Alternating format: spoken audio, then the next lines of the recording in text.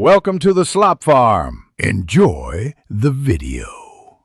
You start by importing the image directly into Ibis Paint X so you can work on it immediately.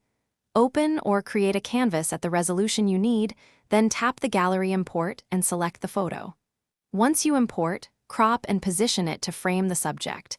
This saves time when you begin drawing. After that, convert the photo to a layer and reduce its opacity to about 30–70% so you can trace or reference shapes without losing sight of details. Once the photo is ready, set the layer blend mode and opacity to make lines clear. Multiply helps when coloring beneath. Then create a new layer for linear and enable stabilizer for smoother strokes. Adjust brush size and pressure to match the style you want.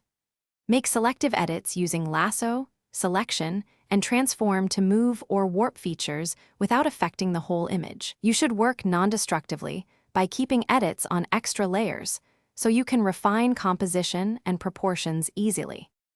Finish by creating color layers beneath your linear and lock transparency so fills stay inside lines.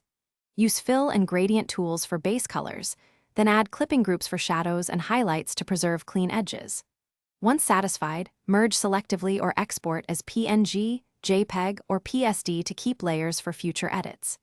If something goes wrong, colors bleeding, jagged edges, or unexpected blending, check layer order, reset blending modes, clear the app cache, or re-import a higher resolution photo to eliminate.